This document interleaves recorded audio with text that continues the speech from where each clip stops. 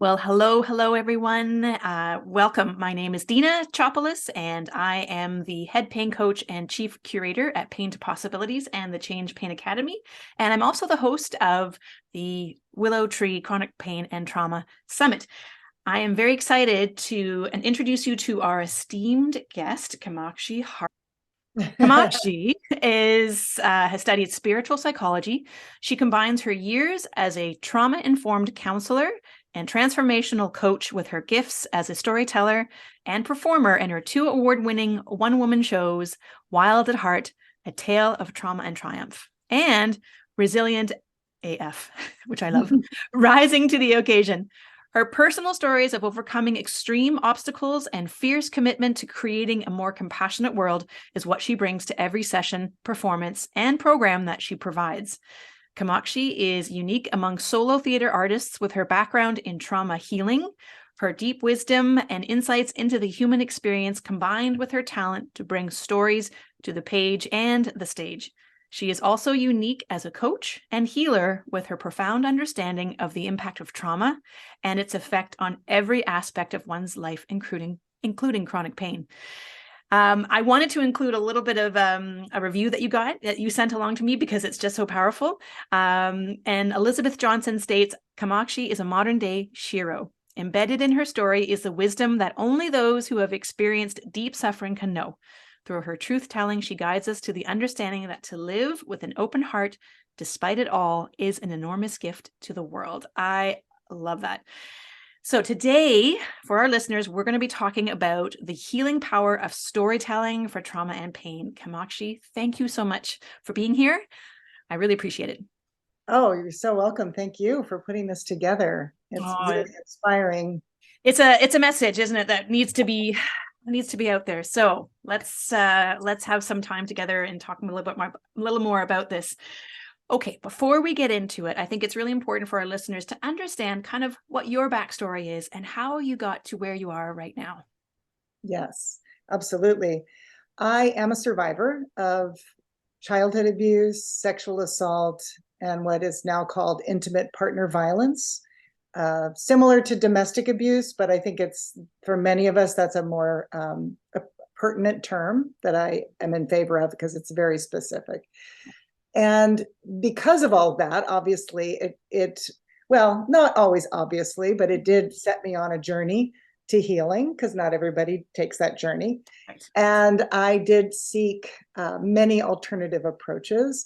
And I dove so deeply into that it drew me closer and closer to becoming have a master's degree in the work that I do in spiritual psychology, and also accumulate many other tools and techniques that help me personally to come to a greater place of healing, including finding my way to storytelling. I was in theater in New York City in my 20s, and the big event that occurred back then that I didn't really uncover till years later was I had this epiphany that I was going to be called upon to tell my story through journal writing, which I did avidly.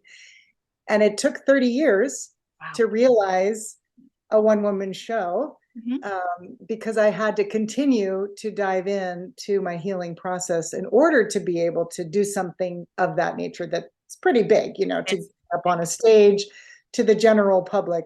Right. And of course, that's not everybody's journey, but I've learned so much about the value of storytelling in my life that, of course, and for many others who are aware of that, right. I just want to help as many people as I can. Right. I think some of the best helpers are those who have been through it and have done the healing, obviously. And that's why I'm so excited to have you on board, because you have a fantastic gift.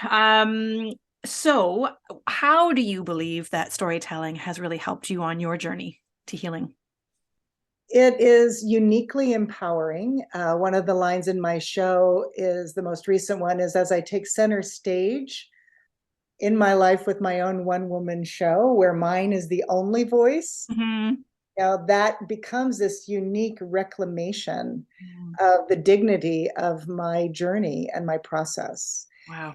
And that is breaking the code of silence that is all pervasive in our world still. Yes. And it's also seeing myself through my own eyes of love, which is actually the meaning of my name, Kamakshi, Ah, I love is it. eyes of love. Ah. And it is liberating, it's empowering. Mhm. And it also, when we bring things up into the light, Mhm. through whatever creative therapeutic expression Right. it may be, because it can be all kinds of things. Yep. The way we tell our story can show up in many ways. Mm-hmm. Through dance, through song, through visual art, all types of forms.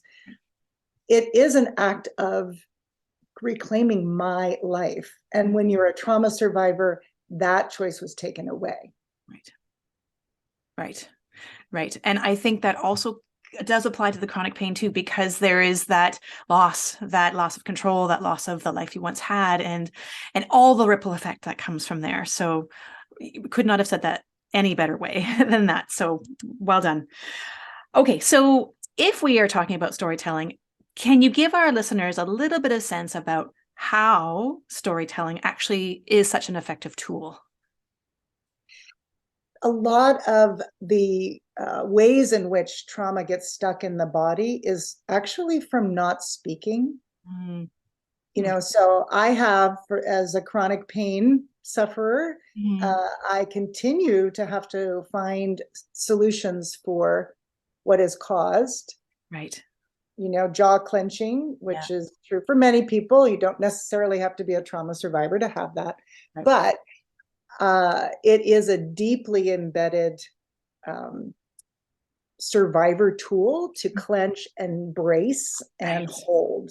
Yes. And so the more the story is held, and Mhm. for so many sadly in violent situations, Mhm. or in a family where there's trauma and sexual assault, there's those typical things that an abuser says, which is, if you tell anybody, I will kill you. Right. Right. Was said to me. Yeah. So that's pretty big. Good Yeah. reason to not say anything. Right. And also, I had repressed memories that didn't surface till I was in graduate school when I was 42 Mhm. from the childhood stuff. I remembered a lot of other things. Right. And in my newest show, I really detail the connections between the early childhood assault and then the continuation of those patterns showing up in other ways.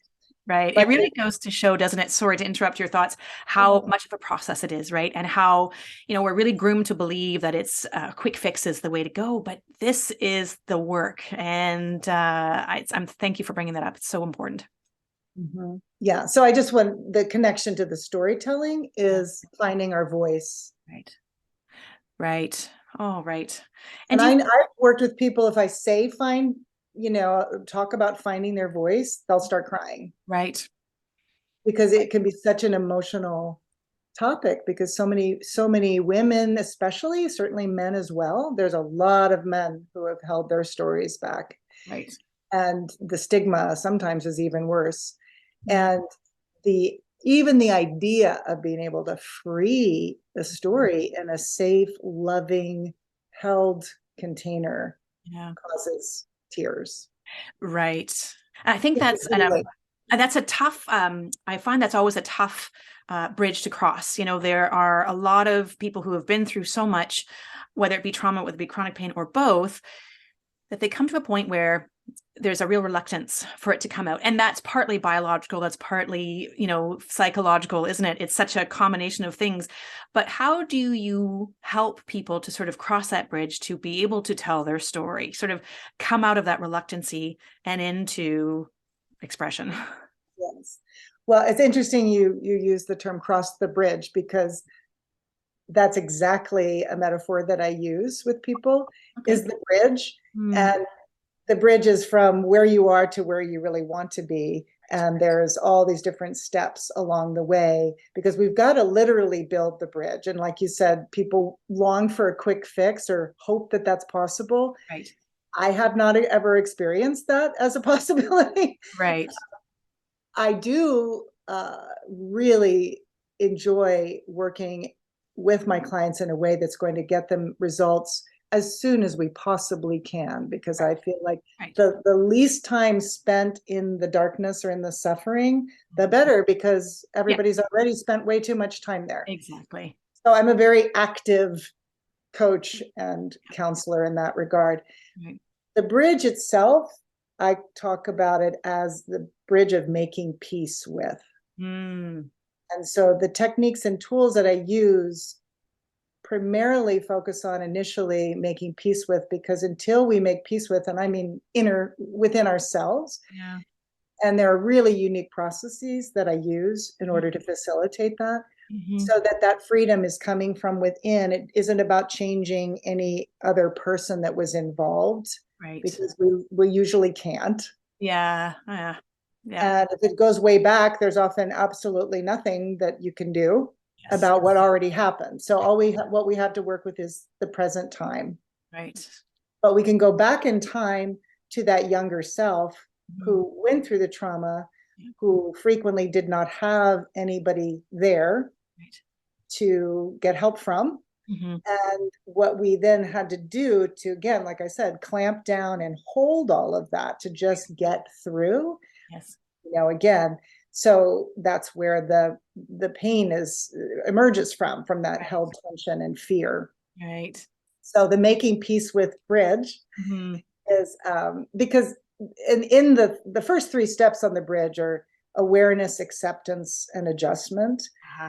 You can't get on a bridge without becoming aware. Right. Because no change can happen. Right.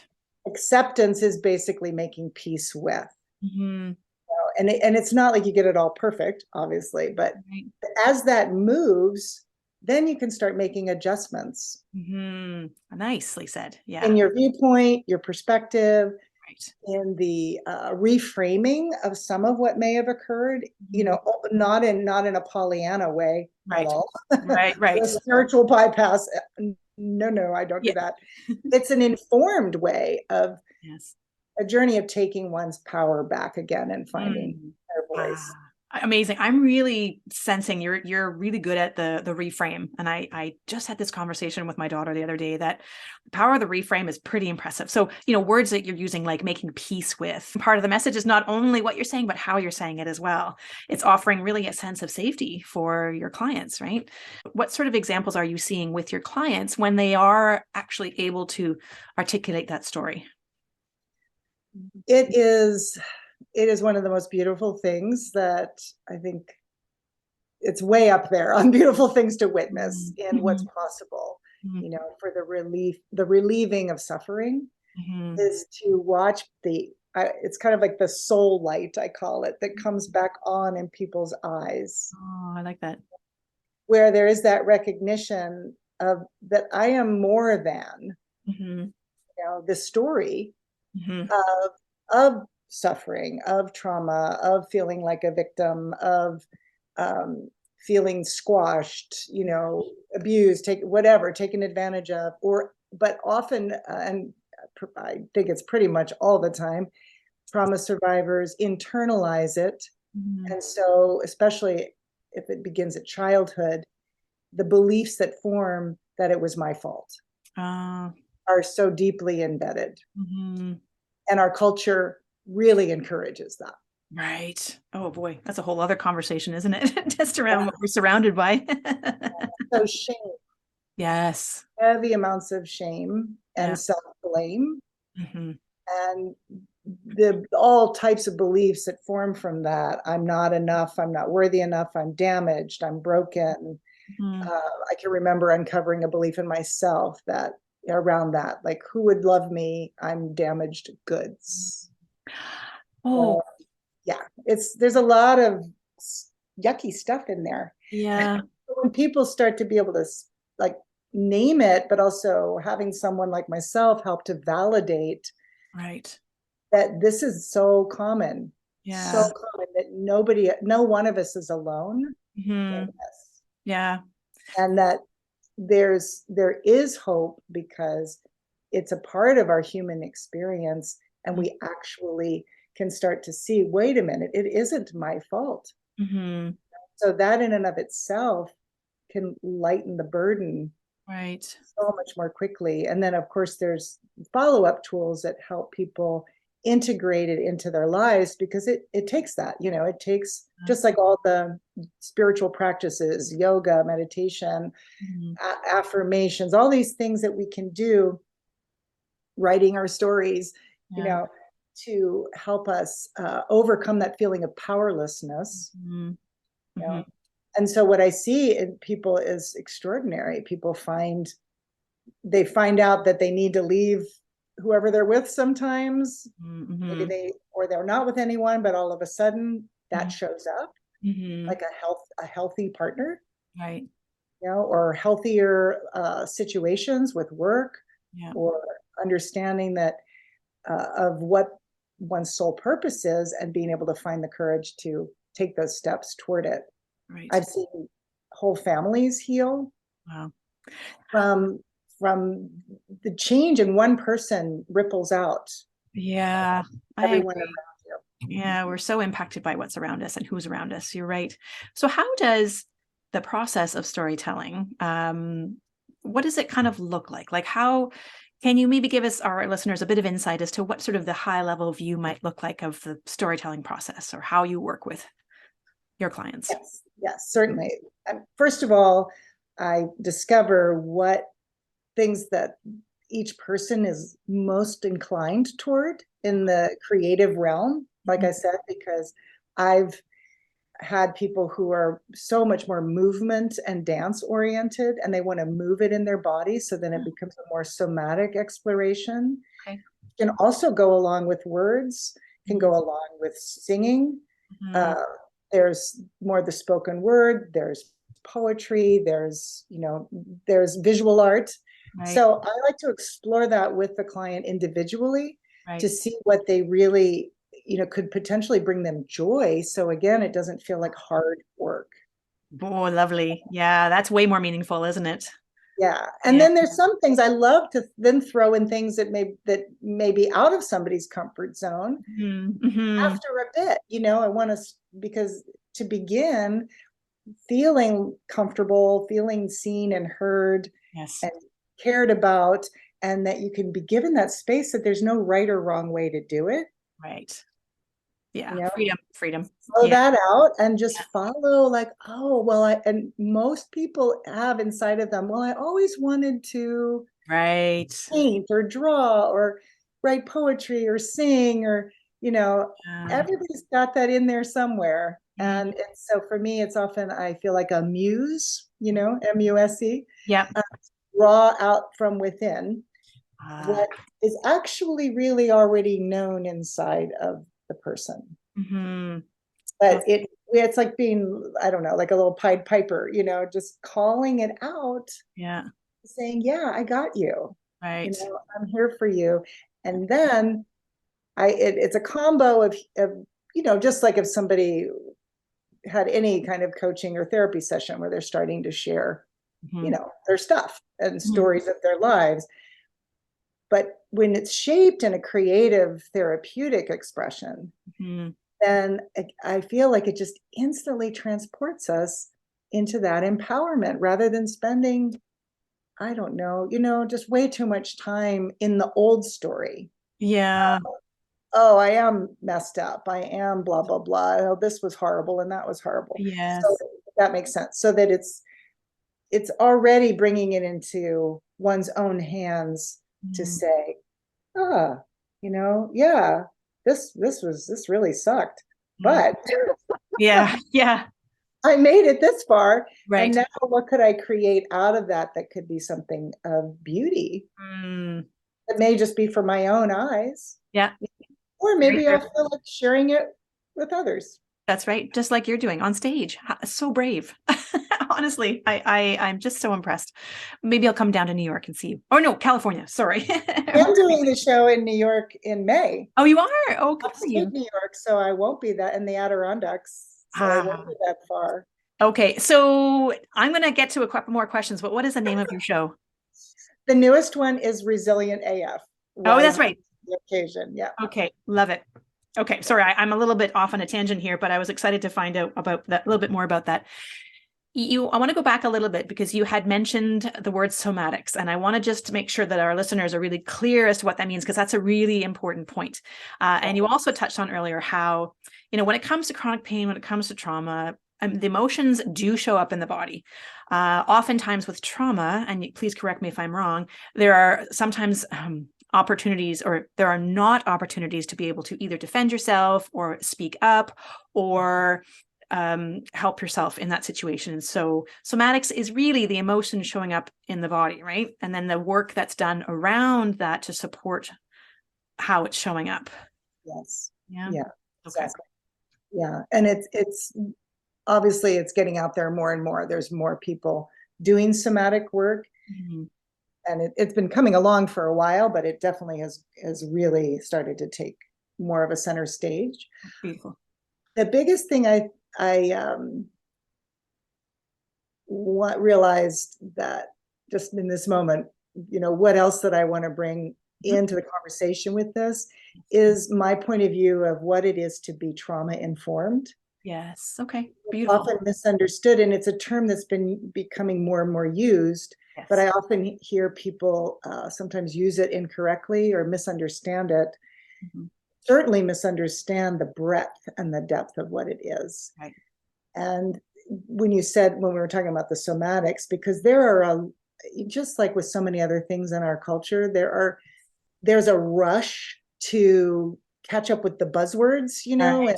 Oh yes, and hip and happening, and yeah, I'm like, I can do that, and I'm doing that, and I'm doing that.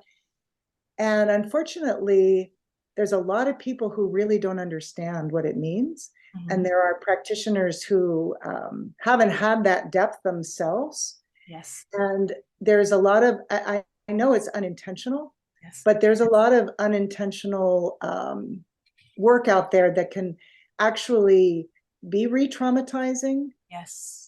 And can actually be shaming. Right. Oh, yes. Some of it is so subtle. Mm-hmm. And because of my level of awareness and more, and how I've been embracing this more and more and more, because of the things that I go through still. And right. In my new show, I have a whole scene with my doctor, primary care doctor. And and it still happens when I go see her. She is got that, MD syndrome of diminishing my experience, right, and basically telling me that I don't know anything about my own body. Right. Right.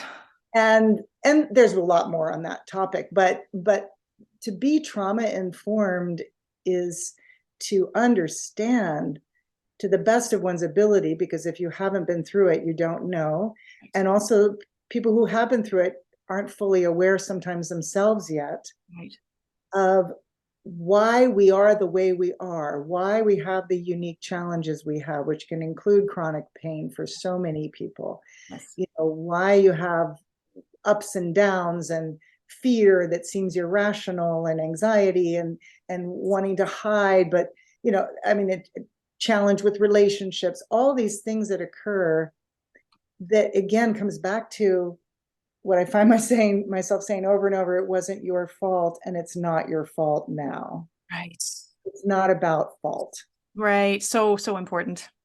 And so the empathy and the compassion is what is everything. And that, to me, the simplest explanation of all for trauma informed is to understand that we may not know it ourselves, but can we find our empathy to know that if somebody's having whatever challenges or issues they're having, there's a reason. Right. May not know what it is. Exactly. And it can be complicated. It can be really complex, right? But like you said, I think the importance of surrounding yourself with people who are informed is such a big deal. Seeking out people who are trauma informed. Absolutely. Yeah. And if they say they are, but you start to feel like, wait a minute. Yeah. That was weird. If somebody tells you your experience, or says you should be over this by now. Right. Oh, yes. Why are you telling a victim story? Mm-hmm. You get over that. I've had people send me things like that. Oh, yeah. I And I then you realize how go, uninformed we whoa. are, right? Yeah, exactly. We are such an uninformed society around, yes, absolutely trauma, probably the biggest one. Chronic pain, absolutely yes. Even chronic illness. We have a lot of work to do, essentially. Yes. The fear aspect, so much of life with chronic pain, trauma, I think even if you don't live with either of those these days is fear-based. So what do you think is one of the most powerful tools in storytelling to really help alleviate that fear? What helps to cross that fear bridge? Hmm. I think in therapeutic storytelling, and differentiate it because there's a lot of different types of ways people are out there telling there's stories on Instagram and Facebook, there's all kinds of storytelling going on, True. right? Yes, And true. may not be actually therapeutic. Right. So therapeutic storytelling centers oneself in oneself. Mm. And that's home base. Mm. Okay. And as a writer, I find when I write, and I started writing when I was a young teen, and it's one of my strategies of resilience that I talk about in my new show, the evolution of my resilience and the things that helped me make it through. And one of them was journaling and writing about my experience Yes. and working through it with myself. Mm-hmm. Even now, when I finally, because our thoughts just go blah, blah, blah, blah, blah, blah all the time, as we know, Yes. and we may have moments where we're thinking positive thoughts, and then the effect on the nervous system and everything in our biochemistry is like, oh, yay, that's really awesome. Yeah. And then I observe it all the time. All of a sudden, something jettisons a negative thought. Yeah. And then the whole thing can crumble inside Right. of me. Right. It's astonishing.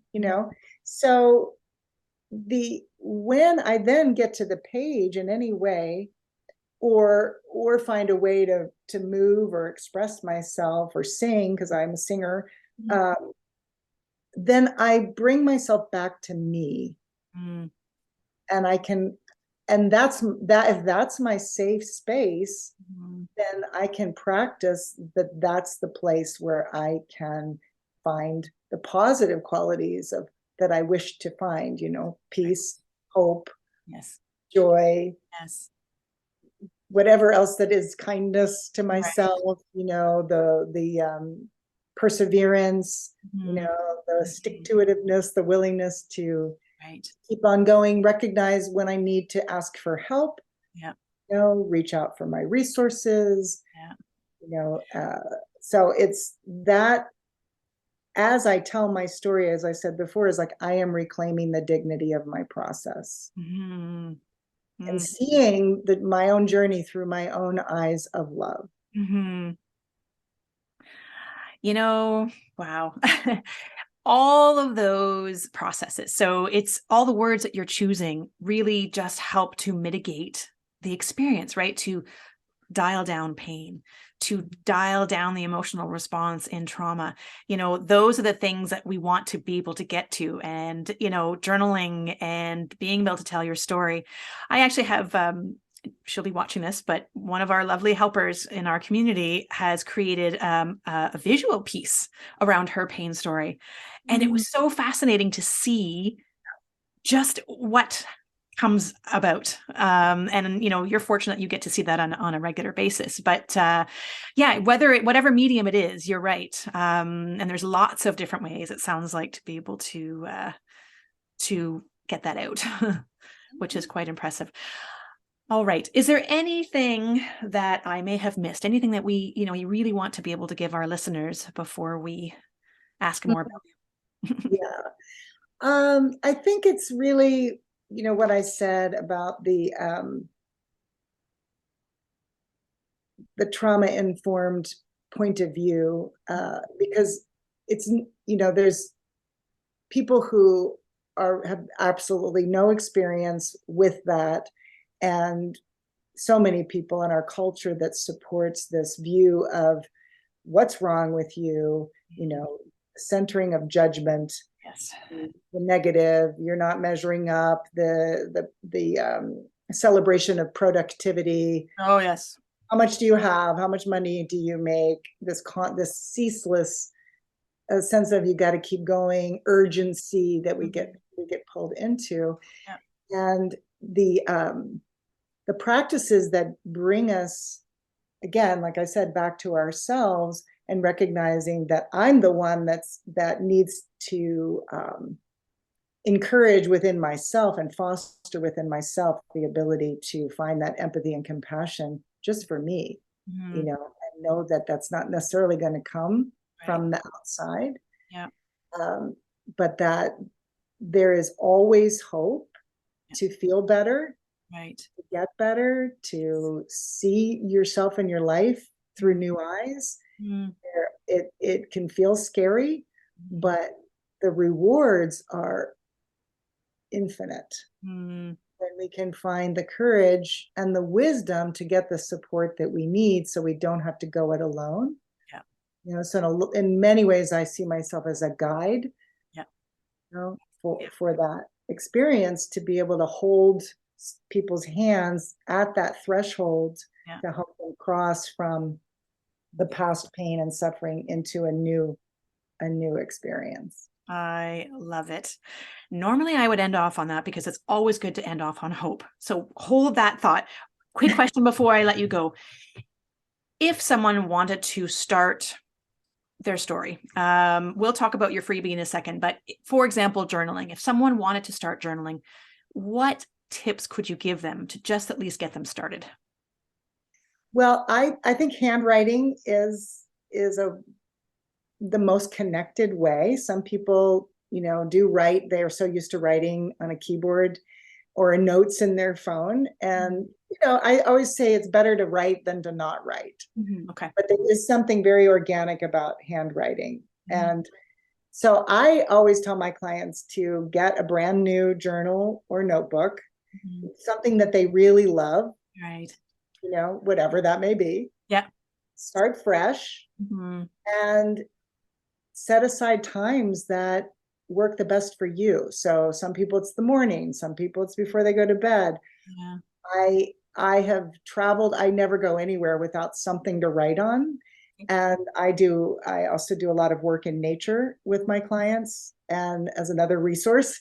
Beautiful. Yeah. So for me, taking a long walk in nature and bringing my notebook, you Mm. know, or journal, Right. sometimes just sitting by a tree and, you know, can really, and putting the phone away or leaving the phone in the car or whatever, you know, Yeah. Right. free yourself from that and just start writing whatever is there. You know, I do give people suggestions, you know, Yeah. to draw out their stories for sure. But initially it's really just the habit, you know, Yeah. and sometimes one I love the most is I have been doing this for years and years and years, Mm. is asking my own wise one inside Mm. to share with me Oh, her perspective, her guidance, oh, I like that. which really Okay. cultivates also that sense of inner strength and Yeah. resilience to know that, oh yeah, I totally have a wise one inside of me. I love that. What a great place to start from too. Like your inner wisdom, you know, whatever voice you want to call it. That's I love that. And I think if we can allow ourselves a little space and permission to just not let it be perfect, you know, it doesn't have to be a beautifully told story. It just has to start, right? It has to begin. Yes, So, exactly. yeah. Oh, amazing. Okay. So, what can you tell our listeners about the freebie that you will be giving away? I have an ebook, and it's the same title as this talk, The Healing Power of Storytelling for Trauma and Pain. So I will be sharing with you some of the very steps that I've been talking about with Beautiful. you now. Okay, And I will definitely share the link with everyone so that they can tap into that one. And how can people get in touch with you if they would like to? my website, kamakshiheart.com. And that's where you can sign up for a complimentary conversation with me for 30 minutes. And we can get started from there. Amazing. I will be sure to share that as well so everyone has access to it. Kamakshi, thank you so much. I knew this would be a great conversation, just didn't know how awesome it was going to be. So thank you. Thank you very much.